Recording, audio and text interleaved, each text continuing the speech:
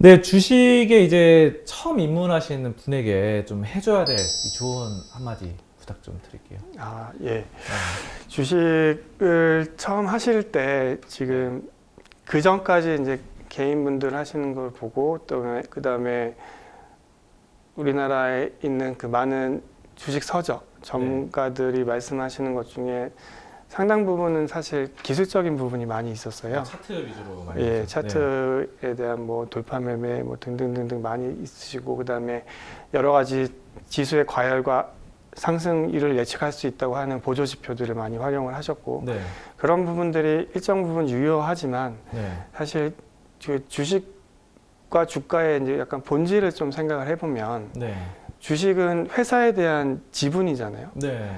그리고 회사에 대한 이익을 같이 나눌 수 있는 게 주식인 거고. 네. 그러면 첫 번째로는 회사의 이익이 좋아질 거냐. 네. 이 부분에 대한 판단이 서야지 그 주식을 살 수 있는 거고요. 네. 두 번째로는 그 회사의 이익이 주가 또는 시가총액에 반영되는 것은 밸류에이션입니다. 네. 그래서 이 밸류에이션에 대한 판단까지 두 가지가 맞물려야 그 주가에 대한 본인만의 이제 예측이나 또 관이 생기는 거고요. 네.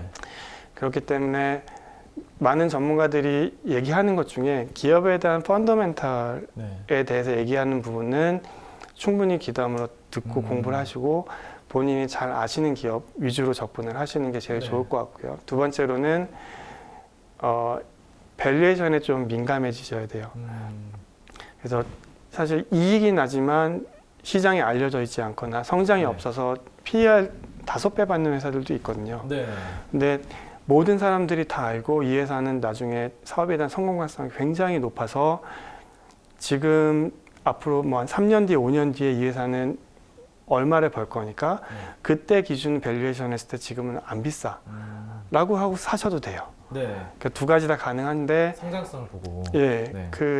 그 밸류에이션이 지금 미래 가치를 얼마나 당겨와서 지금 가치에 반영이 돼 있느냐 네. 아니면 미래 가치 자체가 아예 반영이 안 돼 있느냐 요거에 대한 판단까지 하시면 기업에 대한 이익 증가와 그다음에 밸류에이션의 변화까지 두 개를 판단하시면 주식에 대한 실패 확률은 조금 줄어들 것 같고 저는 그쪽에 좀 포커스를 맞춰서 처음에는 접근을 하시고요. 네. 그리고 그 다음 단계로는 결국에는 아까도 말씀드렸던 것처럼 레버리지를 어떻게 활용할 거냐도 충분히 이제 내 자금 관리 측면에서 고민을 네. 하셔야 되는 부분인 거죠.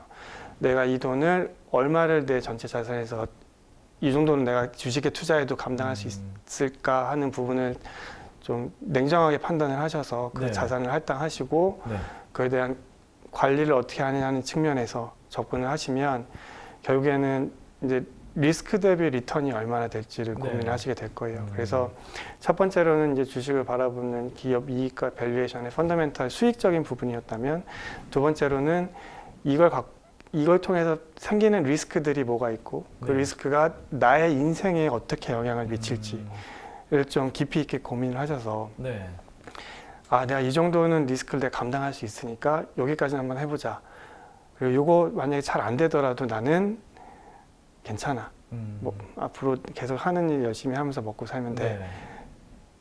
라고 생각할 수 있는 수준을 명확하게 정하시고 접근을 하시는 게 가장 현실적이지 않을까 생각합니다. 네. 그 뭐 브랜드 가치라든가 아니면 사업성 이런 것도 보고 밸류에이션 보고 이렇게 하면 좋다고 말씀을 해주셨고요. 자, 근데 이런 공부들 이 책을 봐야 될까요? 아니면 영상을 봐야 될까요? 어떤 다른 또 특별한 방법 있을까요? 일단 네. 요즘에는 그 전문가분들이 내시는 책들이 네. 굉장히 퀄리티가 좋습니다. 네. 그렇죠. 예, 그래서 그런 책들이 예전에 제가 처음에 주식을 공부할 때랑은 좀 달리 네. 지금 우리나라에서 나오는 책들도 굉장히 퀄리티가 좋고 네. 근데 그런 부분은 충분히 이제 읽어보시는 건 좋을 것 같고요. 네. 그리고 사실 유튜브나 아니면 저희 같은 이제 경제 방송들이 굉장히 수준 높은 분들과 이제 수준 높은 얘기들이 나오기 때문에 네. 그걸 열심히 시청을 하셔도 저는 충분히 그런 정보들을 얻으실 수 있다고 생각을 하고요. 네. 그리고 그거에 대해서 실제로 내가 경험을 해보고 판단할 수 있는 회사들이면 더더욱 좋을 것 같아요. 네. 예를 들어 테슬라가 좋으시면 네. 주변에 지인이나 아니면 테슬라 매장에 가서 실제 차 보고 한번 타보시고 네. 판단하시는 것도 굉장히 좋은 방법이고요. 네. 그래서 그런 부분에서는 사실 정보를 얻거나 공부를 하시는 측면에서는 지금은 뭐 인터넷으로도 저는 충분하다고 생각을 하고, 네. 대신에 그 회사에서 올라온 공시 자료들이 있어요. 네. 그 전자공시 시스템이라는 곳에 누구나 무료로 가서 다 볼 수 있는데, 그게 약간 텍스트로 돼 있고 네. 약간 말투가 좀 딱딱하고 내가 네. 읽어야 되고 숫자를 봐야 되고 이래서 조금 불편하긴 한데, 네. 네, 다트 예, 말씀하시는 거죠? 맞습니다. 다트. 네. 근데 거기에 있는 자료는 회사들이 자기 이제 거기 보면 사업의 내용이라는 부분이 있어요. 네. 거기 있는 회사가 우리가 하는 사업을 어떻게 바라보는지를 적어 놓은 거예요. 네. 그러면은 이 회사가 어떻게 사업을 바라보고 어떤 일을 하고 있는지는 사실 출발점은 거기가 돼야죠. 네. 그래서 유튜브 방송 보시는 거, 책 보시는 거 다 요새는 충분히 그걸로도 충분하지만 하나 더 네. 하신다면 그 기초로 좀 돌아가서 그런 공시 자료들을 한 번씩 시간 내서 읽어보시는 게, 네. 그리고 거기 나와 있는 재무적인 숫자들도 한 번씩 보시는 게 네. 조금 더 확률이 높은 투자를 하는데 도움이 되실 것 같습니다. 진짜 저 예전에 봤는데 워렌 버핏님이 취미가 공시 보기더라고요. 뭐 분기 보고서, 반기 보고서 보기 이런 거 많이 하시던데, 네. 정말 많이 여러분들도 들어가셔서 전자 공시 많이 체크하셨으면 좋겠습니다. 동학 케미들이 정말 많습니다. 주식 투자 어떻게 해야 잘할 수 있습니까? 아까 전에 말씀하셨던 거랑 비슷한데요? 예, 간략하게 말씀해 주시죠. 예, 그 부분은 이제 약간 처음에 주식을 접하는 분들에 대해서 일단 좀 많이 말씀을 드렸고, 네. 그다음에 레버리지를 어떻게 활용하냐 측면에서 네. 좀 말씀을 드렸다면, 네. 지금 주식 투자를 하고 열심히 공부하고 계시는 분들을 네. 대상으로 제가 드리고 싶은 말씀은, 네. 실제로 제가 주식을 투자하는 방식이기도 한데, 네. 사실 지금 주식을 사는 거는 네. 미래에 대한 가정을 사는 거예요. 그게 뭐냐면, 지금 현재 이 회사는 이런 상태인데 이 회사가 어떤 사업을 하고 네. 아니면 어떤 시장에 진출하고, 예를 들면 지금 뭐 시장에 루머처럼 나왔지만 현대차가 과연 애플하고 조인해서 애플카를 네, 생산할 것이냐, 네. 이제 그런 것들이 있을 때 그거를 판단을 하고 지금 그렇게 된다고 하면 이 회사 주식은 어마어마하게 올라갈 거야, 그렇죠. 이런 기대감을 갖고 사시잖아요. 많은 분들이 그렇게 하시죠. 예, 네. 결국에는 그 부분은 많은 가정이 들어갈 수밖에 없어요. 네. 결국에 그럼 현대차랑 애플이랑 실제로 계약을 체결할 거냐. 네. 근데 개인 입장에서는 계약 체결을 확인할 수 있는 방법이 없죠. 그렇죠. 공시가 나오지 않는 이상. 네. 만약에 그 정보를 미리 알았다 그러면 사실 네. 그거는 불법이고. 네. 예. 그래서 맞습니다. 사실 지금 주식을 사시는 거는 많은 가정을 깔고 사시는 거예요. 네. 그러면 주식을 사서 보유한다는 거는 네. 그 가정들이, 내가 지금 이 주식을 살 때 이 회사에 예를 들어 바이오 기업이면 신약이 나중에 임상이 1상, 2상, 3상 잘 돼서 허가가 날 거야, 네. 이런 기대를 갖고 사시는 건데, 그런 기대가 실질적으로 실현이 돼가고 있는지 네. 그 과정을 잘 체크를 하셔야 돼요. 그럼 내가 살 때 난 주식을 이걸 보고 샀어. 네. 그럼 그 포인트를 명확하게 하시고, 그 회사가 계속 사업을 영위해 가는 도중에 이 가정들이 정말 맞아 들어가는지를 네. 계속 확인을 하시면서 네. 끊임없이 판단하셔야 돼요. 네. 내가 생각한 대로, 진짜 내가 판단한 대로 회사가 돼가고 있어. 네.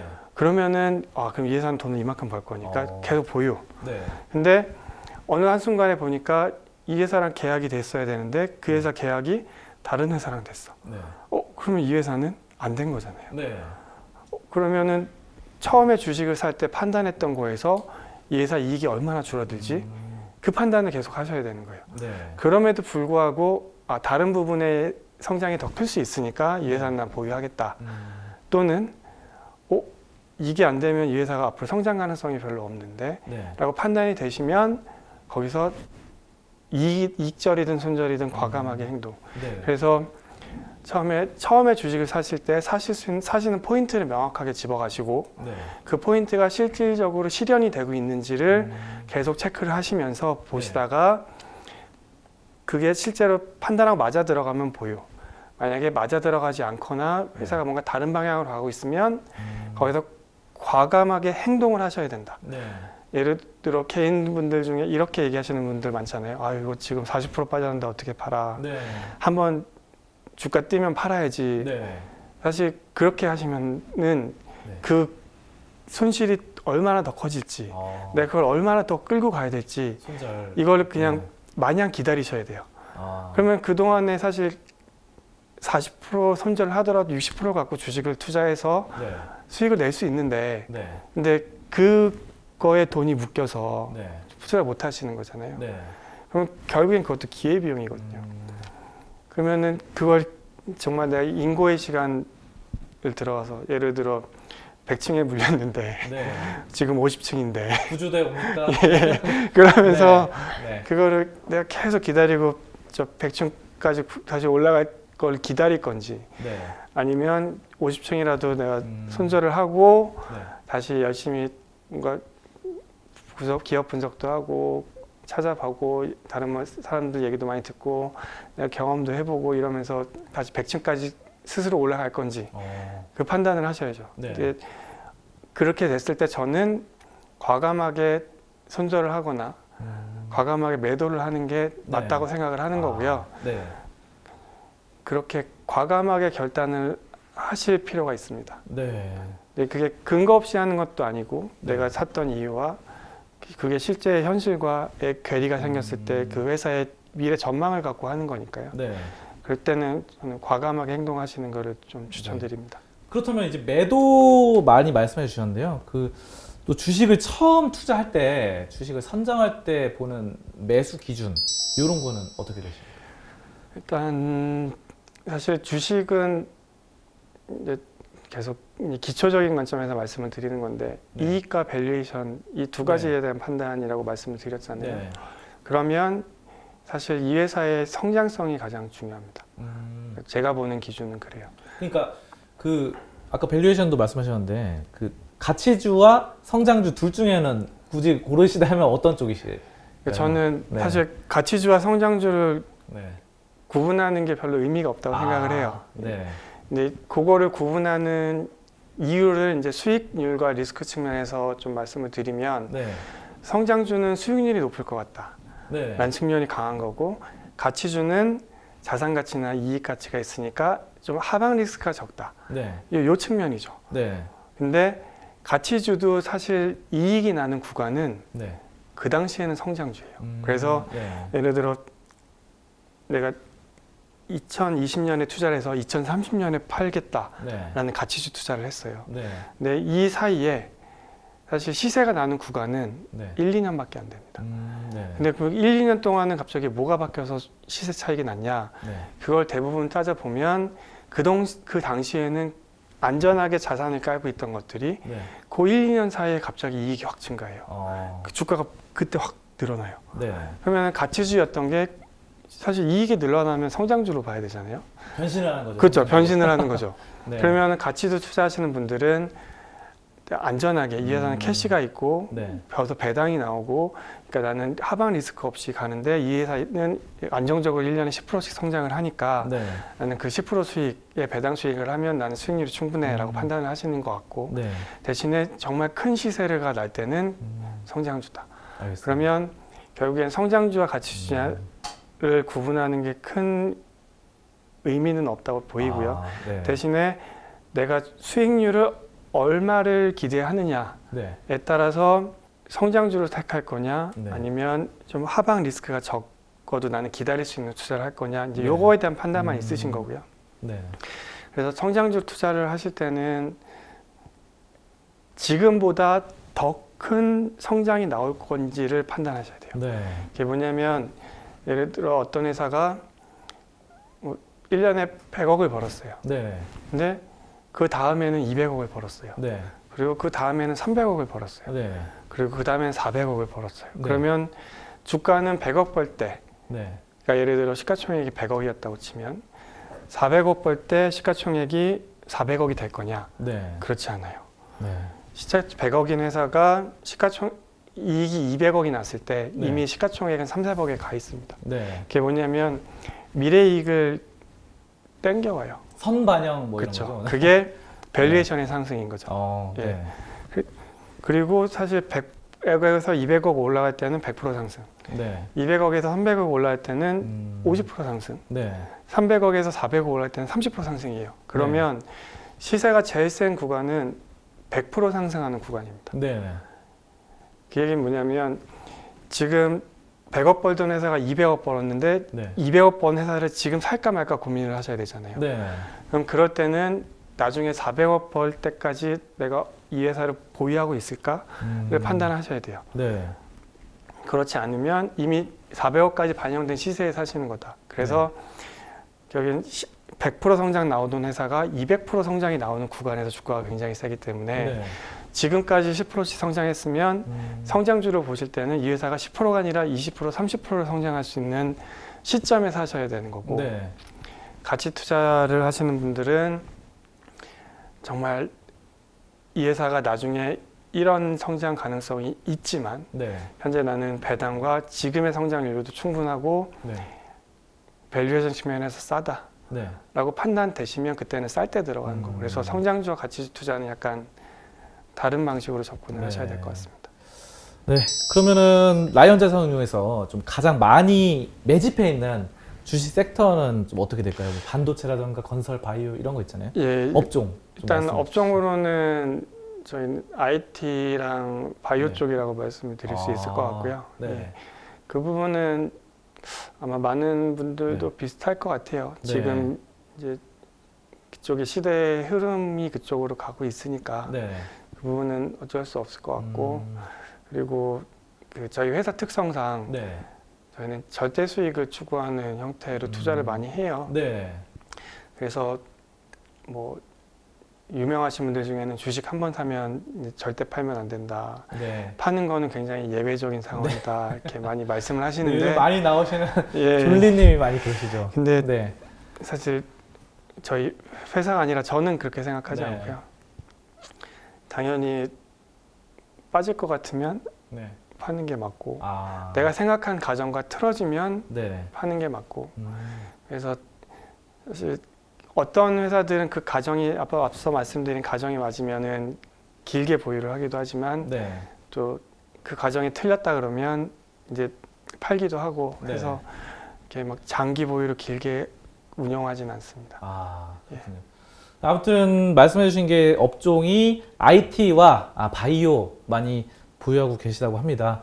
여러분들 한번 생각해 주시면 좋을 것 같고요. 자, 그러면 2021년 가장 잘 올라갈 수 있는 추천주 하나 제시 좀 부탁드리도록 하겠습니다. 일단 저희가 운영하고 있는 주식들이 있기 때문에 네. 이제 종목을 말씀드리기는 사실 좀 저희 컴플라이언스 이슈도 있기 때문에 그거는 조금 어려울 것 같고 네, 알겠습니다.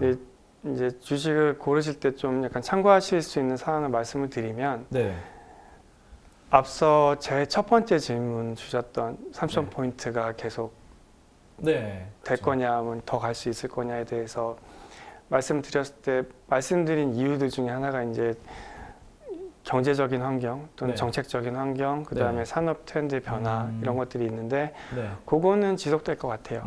그러니까 지금 사실 많이 올라왔다고 판단되지만 네. 그런 종목들 중에 사실 고르시는 게 제일 안전할 것 같고요. 오히려 네. 많이 올랐기 때문에 올랐으니까 위험해보다는 네. 어쨌든 그 기업의 이익 전망이 더 좋아지고 있는 거기 때문에 네. 그 부분에서 첫 번째로는 제일 접근하시기가 편할 것 같고 네. 두 번째로는 가치주 측면에서 접근하겠다고 하시는 분들은 생각보다 좀 많이 기다려야 될 수도 있을 것 같아요. 그리고 기대 수익률이 높지 않을 수 있고 네. 그리고 그동안은 또 예를 들어 지금 다른 분들이 많이 산 주식에 가는 동안은 네. 또 저는 주식 하는데 네. 왜 내 주식은 안 올라 이런 생각을 하실 수도 있을 상대적 것 소외감 같고 느끼죠. 예. 네. 물론 그거는 이제 인플레이션이 어떻게 오냐에 따라서 네. 지금은 각광받지 못하는 주식들이 또 각광을 받는 시점이 올 수 있어요. 네. 근데 그걸 어떻게 판단해야 대한 이슈인 것 같지만 사실 그 판단은 굉장히 어렵습니다. 네. 왜냐하면 매크로 측면에서 인플레이션이 언제쯤 어떻게 올지 판단은 굉장히 어렵기 때문에 네. 지금 많은 분들이 분석을 하고 계시고 많은 분들이 가지고 있는 주식들이 오히려 혹시나 장이 망가졌을 때 굉장히 그래서 좀 하락률을 좀 선망할 수 있는 거라고 생각을 하고요. 네. 그리고 정말 나는 대박종만 한번 찾아보겠다. 네.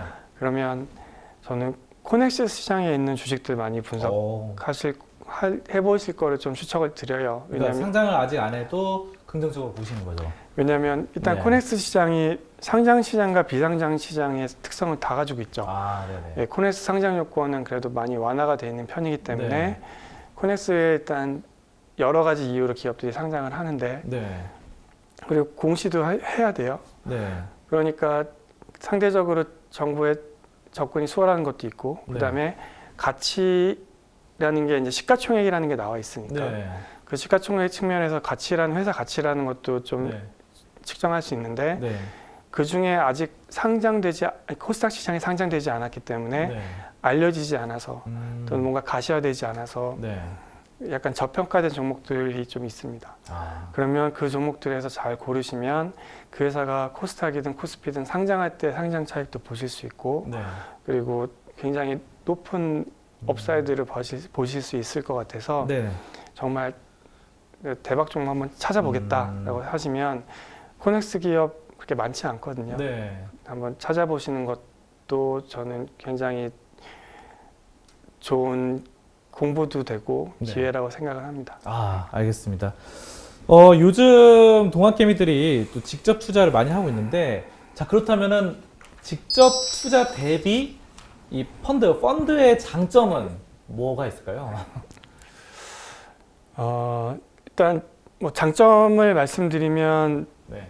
펀드는 주식이든 아니면 네. 그 운용을 업으로 하는 사람들이 하루에도 뭐 일하는 시간 또는 네. 사실 주식 하시는 분들은 자기 적도 전까지 주식 생각하시거든요. 네. 그러면 그런 분들이 내 자산을 대신 관리해 준다라는 측면에서 하루 종일 하시죠? 예. 네. 사실 예를 들어 뭐 아침부터 저녁까지 일과 시간에는 기업 분석, 그다음에 네. 뭐 기업 탐방, 저녁에는 또 주식하는 분들 만나서 정보 교류 네. 이런 게 거의 일상화되어 있기 때문에 네. 이제 그런 내가 직접 하는 것보다 더 많은 경험과 노력을 들이는 분들이 내 자산을 대신 관리해 준다라는 네. 측면에서는 이제 굳이 내가 하지 않아도 관리를 해주니까라는 장점이 있는 반면에 네. 단점은 약간 이해관계를 잘 생각을 해보셔야 돼요. 그러니까 이런 얘기를 하면 아마 운용사 분들이 되게 싫어하실 것 같고 네. 또 매니저들 입장에서는 약간 공감을 할 수도 있는 네. 상황인데 자산운용사는 뭘로 돈을 벌까요? 고객 예탁금. 그렇죠. 펀드 네. 가입 금액. 네. 그럼 가입 금액의 일정 퍼센트를 수익으로 가져가죠. 네, 맞습니다. 성과 보수가 없는 한. 네. 그러면 운용사의 운영 목표는 고객 수익률을 잘 내서 네.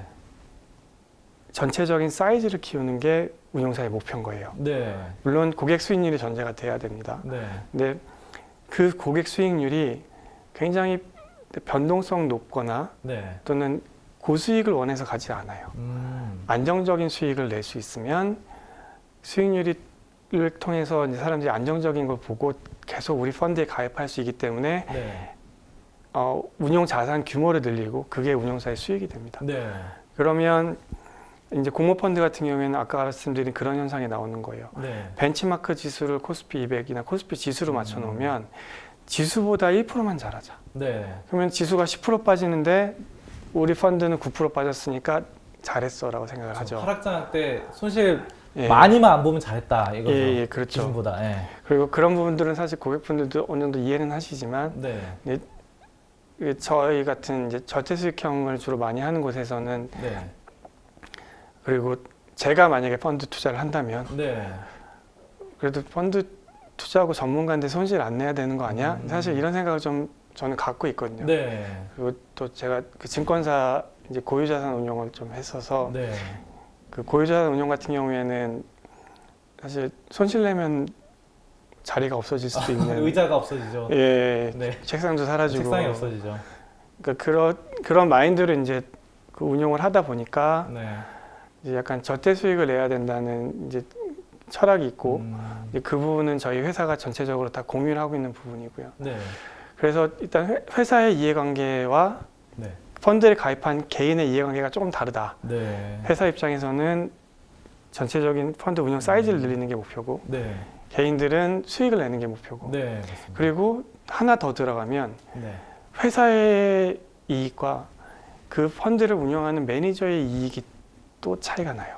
그럴 수 있죠. 예, 회사는 돈을 많이 벌었는데 네. 매니저한테 주는 뭐 성과급 네. 이런 게 적어지면 아. 그럼 매니저 입장에서는 정말 난 열심히 했고 회사 수익에 많이 기여를 했는데 네. 내 받는 성과가 없어. 네. 근데 사실 돈을 다루는 직업이다 보니까 네. 사실 돈을 벌어야겠다는 생각이 굉장히 강한 분들이 거고 네. 거기에 이제 어느 정도 윤리의식도 갖추고 있어야 되고 네. 그래서 나는 법이 허용하는 범위 내에서 최대한 내가 다른 사람의 돈을 맡아서 운용하는 어쨌든 사명감과 윤리의식을 갖고 약간 그거와 다를 수 있는 금융시장에서 매매를 해서 수익을 내고 투자를 해서 수익을 내고 있는 상황인데 그거에 대한 노력에 대한 보상이 어느 정도 있다고 생각을 해야 되는데 네. 그 보상이 충분하지 않을 때 네. 그럼 그 매니저가 과연 그 펀드를 열심히 운영할 거냐 네.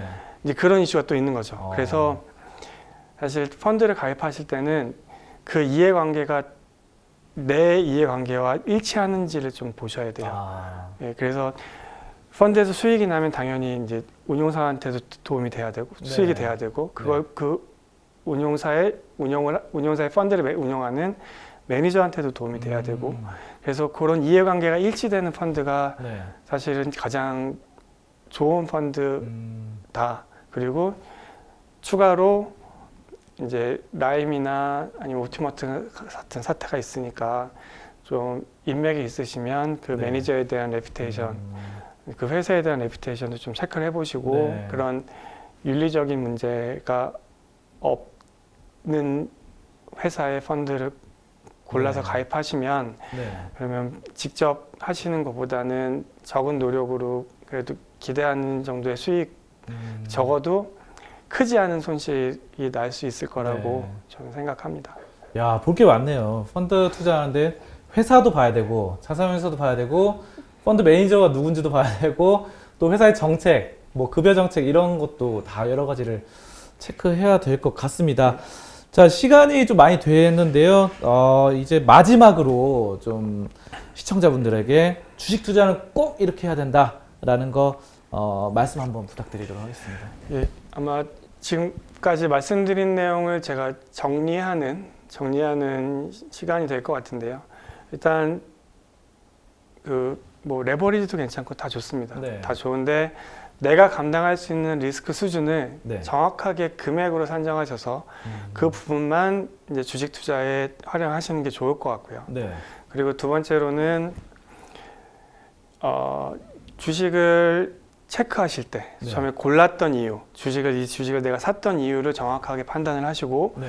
그 판단한 내용이 계속 맞아 들어가는지를 지속적으로 체크하셔야 네. 된다. 기업은 살아있는 생물이기 때문에 네. 그거를 계속 체크해서 내가 주식을 살 때와 현재의 괴리를 잘 판단하시고 그리고 마지막으로 과감하게 결정하고 행동하셔야 된다. 살 때도 과감해야 되지만 정말 손실이 났을 때 파실 때도 과감하게 행동을 하시고 네. 과감하게 판단하시고 지속적으로 그 회사에 대해서 살펴보시고 그리고 내가 감당할 수 있는 리스크 수준도 체크하시고 네. 그래서 이런 것들을 좀 생각하시면서 주식을 운용하시면 리스크는 좀 줄이고 네. 그리고 수익은 더 크게 키울 수 있는 부분이 아닐까 생각을 합니다. 네, 감사합니다. 이제 마칠 시간이 된 것 같습니다. 오늘 정말 귀한 시간 내주셔서 많이 배웠습니다. 네, 좋은 말씀 고맙습니다. 감사합니다.